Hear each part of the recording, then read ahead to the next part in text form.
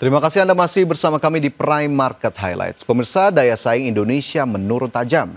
Ya, berdasarkan laporan World Competitiveness Ranking atau WCR 2025, tingkat daya saing Indonesia turun ke peringkat 40 dari total 69 negara dunia. Berdasarkan laporan yang diumumkan World Competitiveness Ranking atau WCR 2025 oleh IMD World Competitiveness Center atau WCC, tingkat daya saing Indonesia turun 13 peringkat, di mana tingkat daya saing Indonesia turun ke peringkat 40 dari total 69 negara dunia.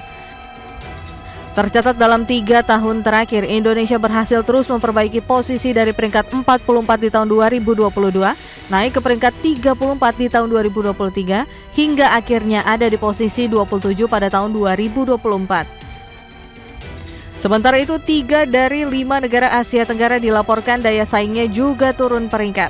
Thailand turun 5 peringkat dan Singapura turun 1 peringkat. Di sisi lain, posisi Malaysia berhasil naik 11 peringkat dan Filipina naik 1 peringkat. Kenaikan peringkat kedua negara ini didorong oleh kebijakan industri dan investasi digital yang strategis.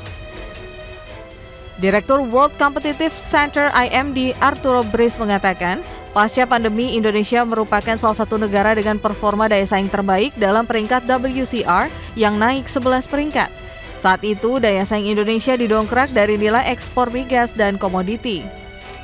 Di sisi lain, berdasarkan World Competitiveness Ranking oleh IMD World Competitiveness Center, 66,1% eksekutif Indonesia menganggap kurangnya peluang ekonomi menjadi pendorong polarisasi.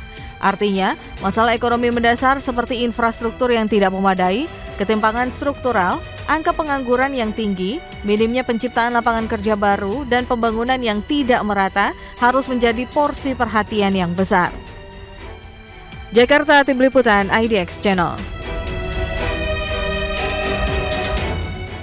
Kementerian Perindustrian mencatat terjadi penambahan investasi dari sektor industri, khususnya industri makanan dan minuman, di mana terdapat tambahan investasi baru mencapai 3,3 triliun rupiah dalam pembangunan pabrik makanan di kawasan Cikarang, Jawa Barat. Wakil Menteri Perindustrian Faisal Riza mengungkapkan penambahan investasi di sektor industri melalui pembangunan pabrik di kawasan Cikarang, Jawa Barat diharapkan semakin menggairahkan industri makanan dan minuman dalam negeri. Sekaligus menandakan bahwa para pelaku industri makanan dan minuman di Indonesia masih memiliki kepercayaan diri yang tinggi dalam menjalankan bisnisnya karena didukung iklim usaha yang kondusif. Terlebih lagi dengan tambahan investasi sebesar 3,3 triliun rupiah ini akan menambah jumlah tenaga kerja hingga 400 orang.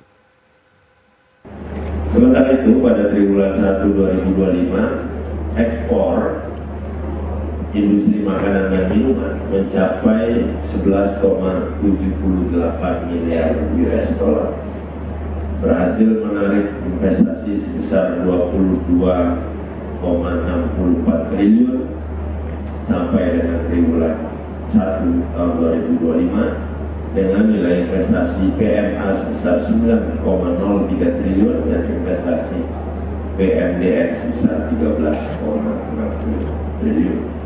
Termasuk investasi PepsiCo Indonesia 3,3 triliun. Selanjutnya, pemirsa, Gabungan Produsen Makanan Minuman Indonesia atau GAPMI menyambut baik adanya penambahan investasi di industri makanan minuman dalam negeri. Hal ini dipandang bisa meningkatkan daya saing industri nasional, khususnya dalam peningkatan ekspor.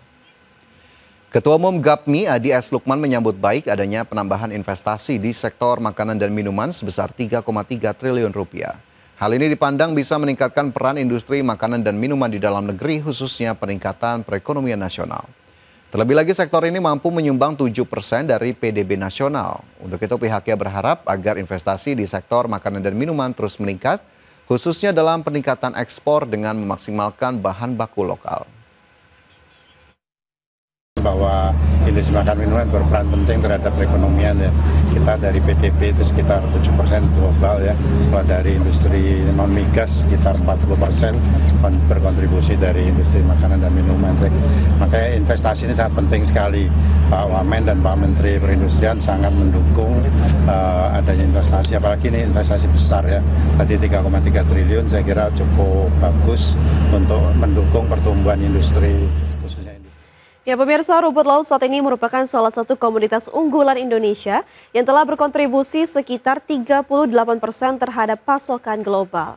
Dan tercatat Indonesia telah mengekspor rumput laut dengan nilai mencapai 300 juta dolar Amerika Serikat atau setara dengan 4,9 triliun rupiah.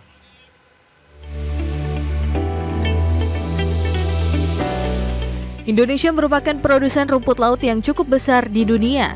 Sebagai produsen, Indonesia tercatat telah mengekspor rumput laut dengan nilai ekspor mencapai 300 juta dolar Amerika atau setara dengan 4,9 triliun rupiah.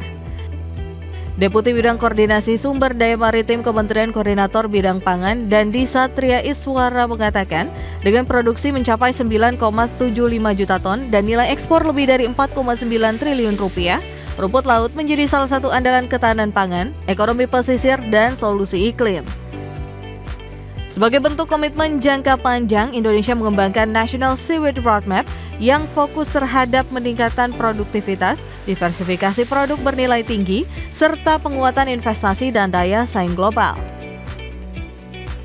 Sebagai informasi, rumput laut memiliki potensi besar jika dihilirisasi, di mana berdasarkan laporan dari The Global Seaweed New and Emerging Market Report tahun 2023, potensi komoditas rumput laut pada tahun 2030 bisa tembus 11,8 miliar dolar Amerika atau sekitar 192,34 triliun rupiah.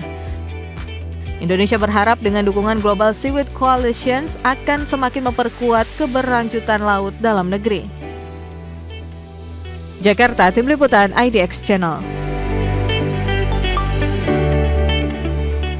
Ya, wow, tidak main-main begitu ya, 38% pasokan global dari rumput laut ternyata di Indonesia ya, Vin ya. Luar biasa ya, hampir 5 triliun loh. Wow, ini karena kita tahu rumput laut juga memang bisa diturunkan menjadi berbagai produk olahan, baik untuk pangan, kemudian juga untuk pupuk, kosmetik, dan juga berbagai hal lainnya. Tapi yang paling gampang kalau rumput laut tuh langsung ingat makan sushi nggak sih, Vin? Iya, sushi ya, rumput laut, apalagi warga Indonesia pecinta sushi juga ya salah satunya. Dan tapi Fajar ya, tantangannya mungkin ke depannya bagaimana hilirisasi bisa dilakukan agar keuntungan Indonesia lebih besar dan juga menguntungkan industri lokal dan juga petani. Oke, hilirisasi menjadi kunci, jangan kemudian mentah-mentah rumput lautnya diekspor, tapi sudah diolah agar kemudian added value-nya lebih besar untuk Indonesia. Baik pemirsa, dari informasi soal rumput laut tadi kita bergeser ke informasi lainnya. Ini datang dari Kementerian Kelautan dan Perikanan atau KKP yang menangkap 2 kapal asing Filipina yang mencuri ikan di perairan Bitung, Sulawesi Utara. Dan informasi selengkapnya tetaplah bersama kami di Prime Market Highlights.